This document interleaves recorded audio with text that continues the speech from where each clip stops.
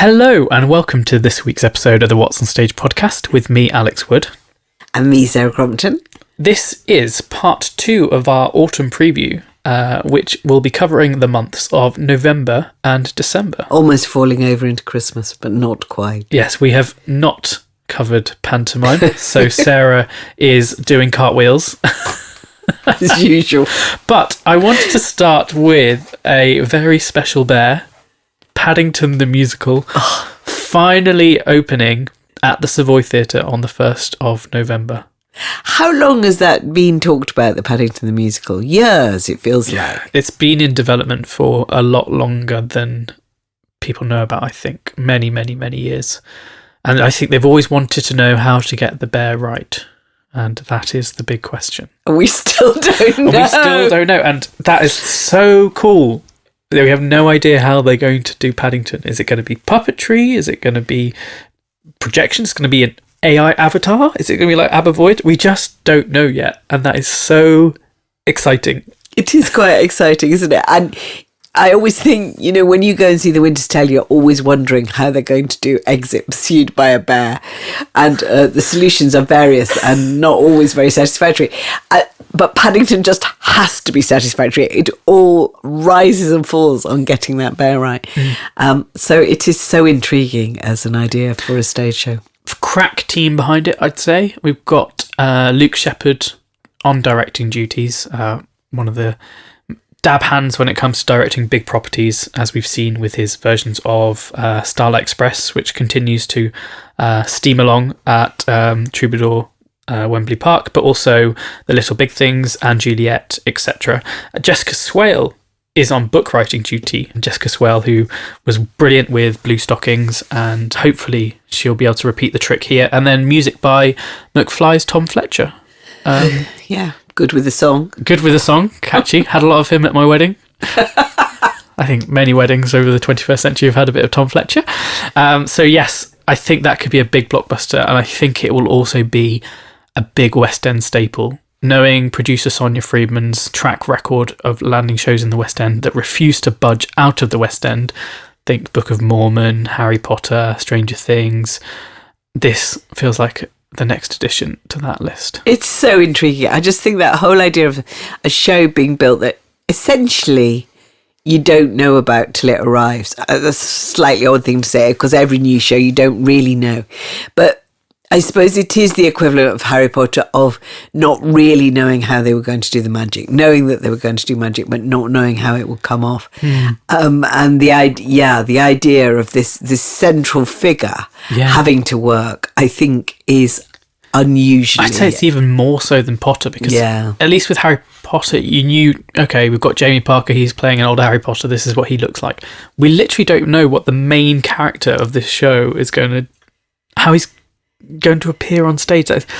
In this day and age, with social media, leaks, TikTok, everything, for that to still be a secret now is a coup, and I just hope that they get that right the way through till the 1st of November, so that there is no detail spoiled. Which theatre is it coming on in? The Savoy. So following the productions of Burlesque the Musical, they're then going to be in Get-In for a few weeks, which I probably think they'll need, given it's going to be such a big production. And it's one of those where the public will know before the press, because there'll be, long running of previews, so we won't get to see it, I guess, till December. But I think late November. I think 30th of November, Sunday afternoon press night. Big fan. What a better way to spend a Sunday afternoon? Watching football, but okay. Well, maybe not in the case of Leeds United. Where would you like to go for your first pick, Sarah? I'm going to go somewhere much smaller, and as you've gone big, and I'm going to go to End at the National Theatre, which is the final play in David Elridge's trilogy, which started with Beginning, had Middle, and now reaches an end. And in that curious thing, it actually marks Rufus Norris's last commission at the National Theatre, even though his successor, India Rubisingham, is now in charge. Why it's so intriguing is Beginning, that they are 3 plays about 3 couples. And Beginning was one of those great surprises of a press night. Nobody knew what it was going to be like, I think, and everybody just turned up, and with no particular expectation of just a play called Beginning with two people in it, Sam Troughton and Justine Mitchell, and it was just the story of the start of so many relationships, and it had a tenderness and an excitement about it. Middle was also beautifully written, which was a relationship that had hit the rocks in middle life, and a couple trying to see their way through towards saving a marriage. And now End, which is Clive Owen making his return to the stage after a really long break. When is that? I feel the last time that I saw him on stage was in Closer, but maybe he's done something since then. And Saskia Reeve, who again has been away too long, but now has also, I've always adored her, and has this huge career in The Slow Horses, of which she is one of the mainstays. I just think it will be so fascinating to see that trilogy brought to its conclusion, and the relationship between older couples is not a subject that is much written about on stage, so it will be really interesting. I'm really, in the same way I don't know how Paddington is going to look, I don't know what sort of end David Eldridge is imagining for his characters here, because I think the plot synopsis says that they write their own ending, and that feels ominous. It feels like there's a touch of mortality at stake in some form or another. So yeah, I don't expect it will be as happy as Beginning. Beginning had this kind of uplifting ending. Middle was sort of somewhere in the middle, so I expect this will be somewhere in the end. And that plot synopsis does make you think that it might be about decisions around death. Yeah. And which, as we know, is a pretty hot topic looking at Parliament at the moment. Yeah, so I really speculative, of course. Fascinated to see that one. So that's my most looking forward to in November and December. Though there is a lot that I'm looking forward to. So much, yes. Where shall we go next? Would you like to go north, south, east? You go west? north. I'm going to go north to the RSC in that case. I always feel the RSC is sort of west, but anyhow, that just shows my geography again, doesn't it? Further north than here. Oh yeah, northwest Cotswold, north of the Cotswold. Okay, we should know this. We're from the Midlands. The BFG, Roald Dahl's classic, being brought to the stage for the very first time. Long-term listeners will have heard our extended interview with the director Daniel Evans alongside his co-artistic director Tamara Harvey, teasing how they're going to make a BFG, a big friendly giant, on stage. Another big question mark, like Paddington all over again, but a bit bigger. John Leader, who is a wonderful actor and I've been waiting for him to get a big starring role, will be playing the BFG. He has that sort of like very electric yet very calming and benign physicality to him, and I think this is the perfect role for him to be taking on here.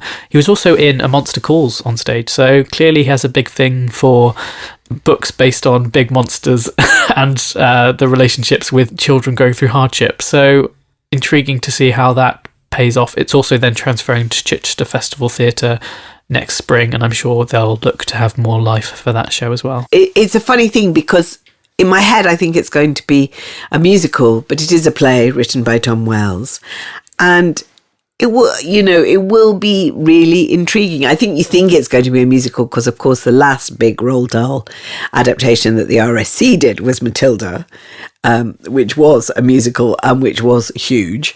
And so it's, interesting to see how this will go and how the reputation of Dahl seems, as her giant, seems to go on and on, resisting the less savoury aspects of his character. The stories seem to have a life that is entirely their own, and that work as both books and stage adaptations. It was really interesting how some of the cast members and the writer of Giant were saying how, even though they do know all this about his personality and his beliefs, especially his rampant anti-Semitism, were more than happy to still read his books to their children. Yeah. And that's the thing, is that how far can you separate art and artist, and will that come back into the national discourse once the BFG hits the stage later this year? Will there be extended think pieces across the broadsheets? I suspect not, because I think, Johan did discuss it and those think pieces have happened. And now I think BFG will be taken on its own terms, as indeed the book and in the film continue to be. I just think people just separate them. And I've always had this weird thing of not actually liking the books. So that's a completely separate thing, which we may come on to when I go and have a look at the BFG. So where are we heading geographically now, Sarah? Well, I'll come back into London with a particularly intriguing Othello at the Theatre Royal Haymarket, starring David Harewood, who, again, there's a lot of actors at the moment who are taking advantage of breaks in filming schedules. I mean, David Harewood is on film all the time and he's brilliant, and he hasn't been on stage for a bit. It's lovely that he's coming to do Othello, and really exciting that he's doing it with Toby Jones, who leaves Mr. Bates in the post office far behind to come and play the arch villain, really, Iago. And I find that really fascinating and intriguing. And it's been directed by Tom Morris, who has had such a good run as a director at the Bristol Old Vic, and always, I think, has a new view of things, but who I don't associate with Shakespeare particularly, perhaps unfairly. So I'm excited to see what he makes of this coming in. I can't remember the last time I've seen an actor reprise the role of Othello in a new production and almost talk to themselves and their own past versions of a show and see how that works. I think that could be a really interesting artistic exploration. Yes, because he did it in 1997 at the National Theatre, directed by Sam Mendes. And so that's quite a big gap to return and have another go. And actually you feel, you never know with Othello. Othello is one of those characters who can be any age. But he feels the right age now, in a way that I've always imagined Othello as being older. So, He was the first black actor to play Othello at the National Theatre. Isn't that extraordinary, 1997? I know. Gosh. And since then, what we've had, Adrian Lester, Giles Terrera doing it at the National. So I think the status of Othello as a role and the perception of that role has changed. So he's stepping back into that context as well. And also, I think the other thing that's really changed about productions of Othello is the treatment of Desdemona. So I'm really interested to see what Caitlin Fitzgerald makes of it, because recent Desdemonas have had, it's so hard because your role in the play is basically to get married and then be killed. Sorry, spoilers. But they have been given more agency and more interesting attitudes towards Othello recently. I felt that very strongly in the Giles Terrera production, directed by Clint Dyer. So where shall we go next, Sarah? I can either go north or we can stay in London. I think I'm going to let you stay in London this time. In that case, I am going to take a trip into the woods for Jordan Fine's new production of the Sondheim and Lapine classic, which opens in December at the Bridge Theatre. Honestly, cannot wait for this. I am actually more excited about this than nearly anything else in this period, but yeah. Ever since the first poster came out, there was this backdrop of some tall pines that made it look so Twin Peaks-esque. And I think if they tap into the David Lynch of the potential for this musical, there could be something incredible going on at the Bridge Theatre stage. And I know we touched on The Lady from the Sea in the last episode, but if they do a 1-2 this autumn of Simon Stone, brilliant, Jordan Fine, brilliant musical, we are just going to be Bridge Theatre converts for the rest of time. Sometimes Into the Woods is one of the great shows, and it's interesting that, again, it goes with that flux of Sondheim's reputation. It was always regarded as a bit baggy when it first came out, but it's got so many brilliant songs in it, and so much wit and humour and changes of pace that I think it's a rich production for a director. And Jordan Fine, coming on the back of his collaboration with Daniel Fish on Oklahoma, and then his amazing Fiddler on the Roof. I just can't wait to see what happens with this show, and I think it's one of the highlights of the year. One of the other big names involved in the production is designer Tom Scott, who also worked on Fiddler on the Roof. And Cabaret. And all the other really cool musicals that you tell your friends about. So that's going to be really exciting. Yeah. I can't wait to see what he does. You know, there's some big flourishes.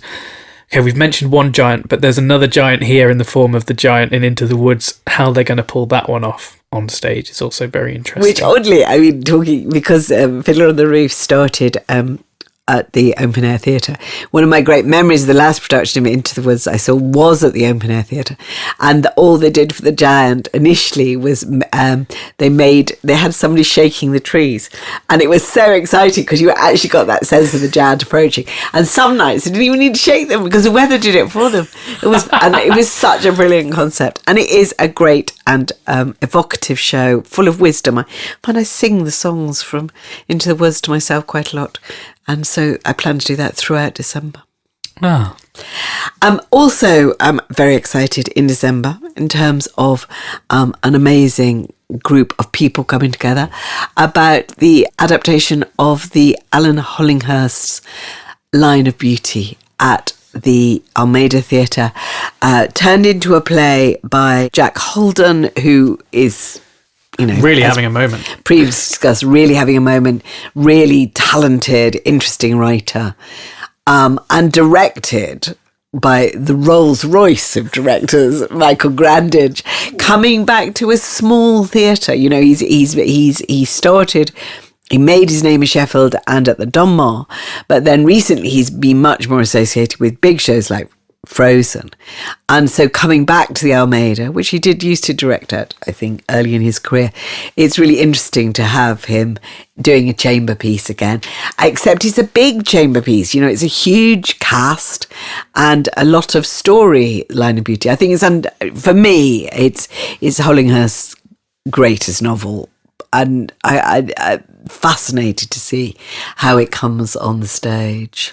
If Grandage is a Rolls Royce, should we go through other directors and which car they would be? What would you say? Where would you put, I don't know. Rupert Gould's definitely a Ferrari. Oh, really? Yeah. Interesting. I thought he'd be something more so. stately than that. Oh, no. I'd put, where would you put like Jamie Lloyd? Oh, interesting. Yeah. I feel like there's like a Jaguar vibe. Maybe. Could be. Yeah. Maybe. Something. And then who would you get maybe for the new Jaguar with this new shape. Minimalist style, technologically advanced. Yeah. Oh, that's cool. We could keep going with this. This is unfair. We should not subject our listeners to this very protracted thought experiment. Great cast involved in the Line of Beauty, including the Critic Circle Award winner and someone that you introduced at the Critic Circle Theatre Awards, which was Francesca Amarudda Rivers, who played Juliet opposite Tom Holland's Romeo. Now, amongst a fantastic cast also including Charles Edwards, theatre veteran, and also the star of the show will be Jasper Talbot, who plays Nick Guest, who is the lead of the book. I'm guessing he'll also be the central figure here. He's currently on stage opposite Rosamund Pike in Inter Alia, so he is clearly a star on the rise. Yeah. And funnily enough, two performers I was actually at university with, Leo Suter and Artie Frauschen, are also in the cast. So, which is very appropriate given the theme of people at university together. Exactly. And their lives subsequently. Yes, that was very fun to write up. It felt very better. I'm really thrilled that Francesca is coming back to the stage because she had quite a bruising time after Romeo and Juliet, and she suffered very much at the hands of completely unfair social media. And I think the experience was quite bruising for her.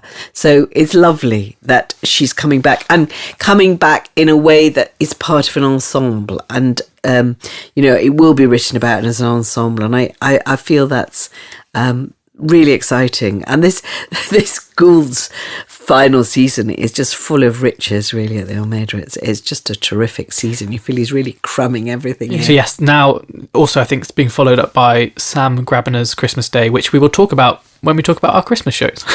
Also coming up in early December, 2nd of December to be precise, but it hasn't got the word Christmas in the title, so we're going to cover it in this podcast, is Bengal Tiger at the Baghdad Zoo, which possibly is the best named play of the entire season. Yes. I think it's deeply intriguing. Comes to the young Vic, written by Rajiv Joseph and Pulitzer Award nominated when it was on Broadway, and loads of Tony nominations as well.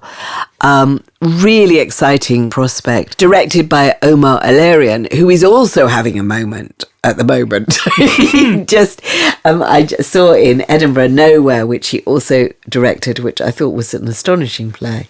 So I think there's a lot to make me want to rush along and book a ticket for that. Do you want me to add to even more reasons why you should book a ticket? Please. Casting: Arinze Kenny, David Threlfall, Amar Haj Ahmad, Hala Omran, all big names. Especially, I think Arinze Kenny was fab in Alterations at the National, and I'm surprised he hasn't been snapped up by TV and left the stage for good. And David Threlfall, that gives me a chance to mention that in Moon for the Misbegotten, which I caught very belatedly at the end of its Almeida Theatre run, quite the best portrayal of the father in that play that I have ever seen. I thought he transformed the play, really, by making this drunken father a character that you believed had some worth.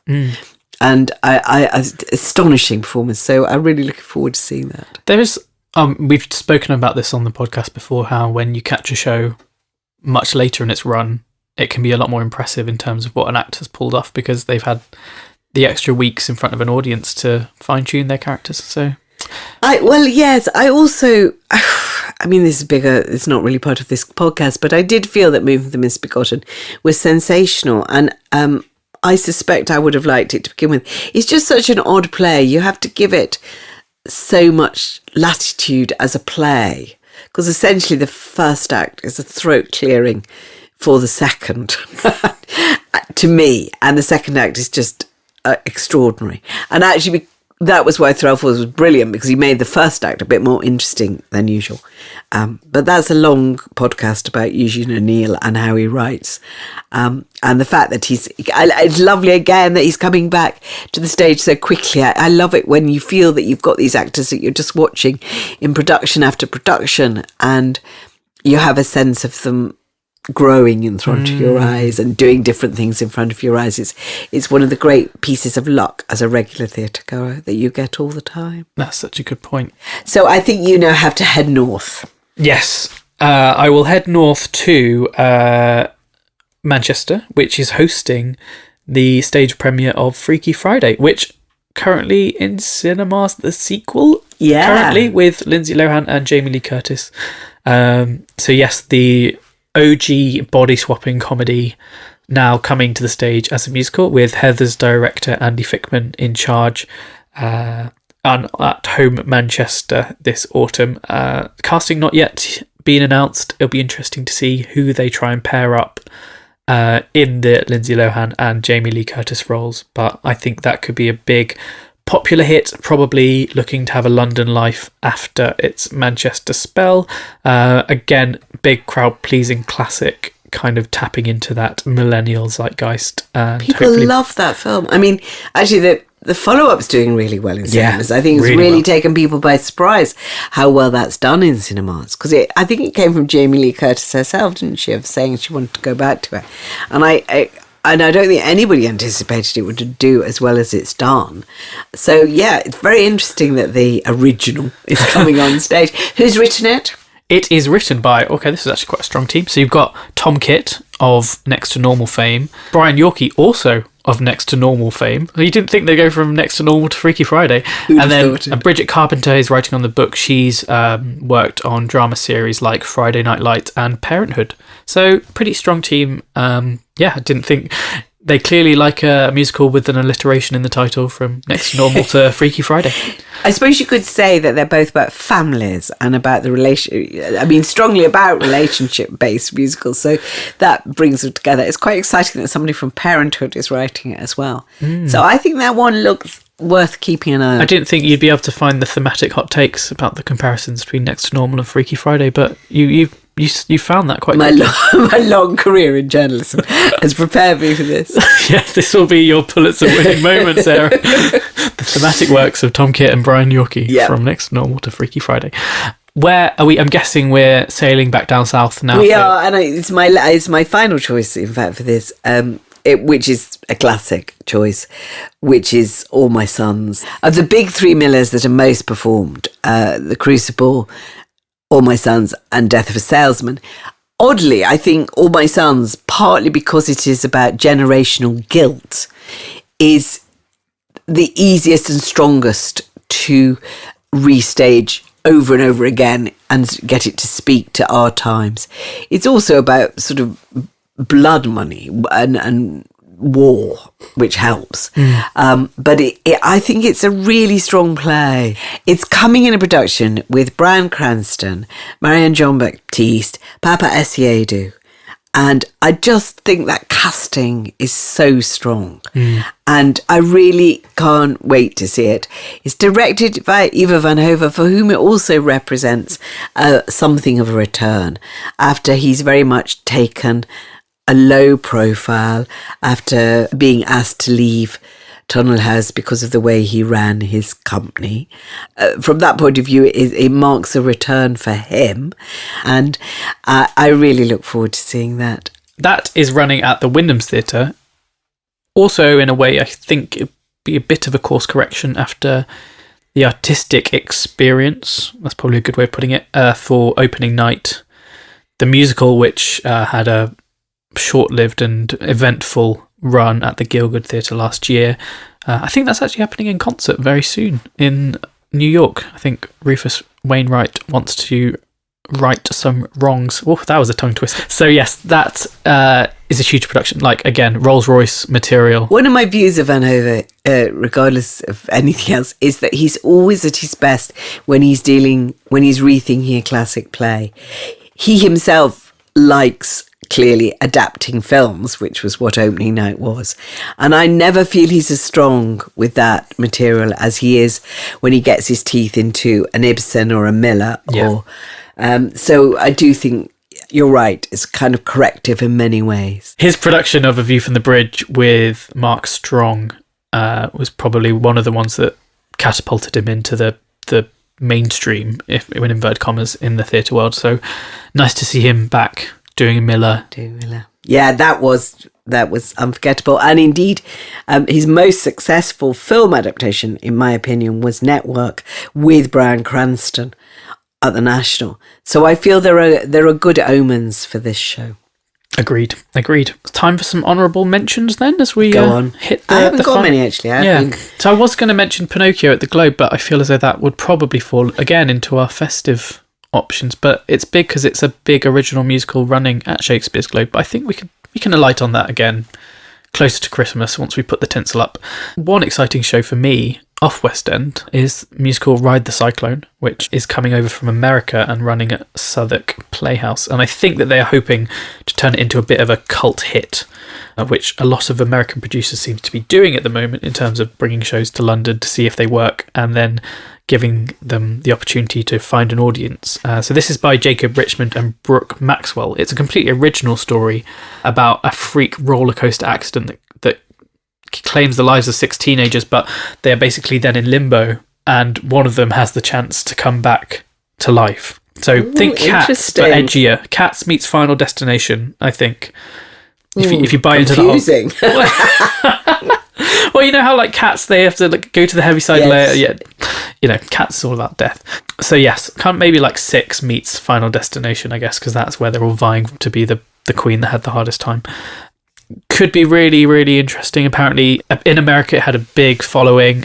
In fact, when we announced its UK premiere on our TikTok, it went absolutely wild, which for a new musical is not something that happens very often. And I know I shouldn't judge a show's success by how its announcement does on TikTok, but if that's engaging a new audience, then we should celebrate that. It shows the level of engagement and the level of interest. And it is fascinating that American producers are taking advantage of presumably the slightly lower costs and the slightly more theatres to try shows out over here and see how they land. I think that is a new trend and interesting. I'm going to cheat and mention, I've got one honourable mention, and it's because I missed it at Chichester. And I know we said we wouldn't do transfers in the last episode of this podcast, but I do just want to mention The Spy Who Came In From the Cold, which is coming to Soho Place. Part of, I think, Nika Burns's clever policy of picking up shows that have done really well elsewhere and then rethinking them, essentially, because she's putting them into a theatre in the round. She did it incredibly successfully with The Fifth Step from the National Theatre of Scotland, which came down from the Edinburgh Festival and then had a completely new life in London and was reconfigured and rethought in fascinating ways. And I think The Spy Who Came In From the Cold, which had really nice reviews when it was at Chichester, will benefit in the same way from coming into Soho Place. And I do think it's one of the great novels. It's a very early Le Carré, and I read it recently and just thought, my God, what a bleak book, but how truthful and how continually relevant in the modern age it remains. So I think, it's definitely one to watch. We love thrillers on stage here at WhatsOnStage. We do. We are huge fans. Cool. I think that might be a good place to pause our autumn roundup. We will be going all things festive later this year when we tee up our favourite Christmas shows to see, so expect more recommendations then.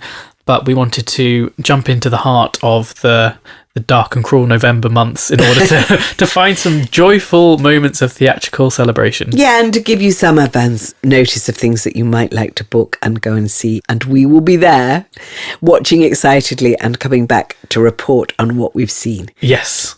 But for now, it's goodbye from me, Sarah Crompton. And a goodbye from me, Alex Wood. Make sure you like, follow, subscribe, leave a comment and rate the episode wherever you can. We'll be back with main episodes every Friday and a smattering of bonus episodes in between.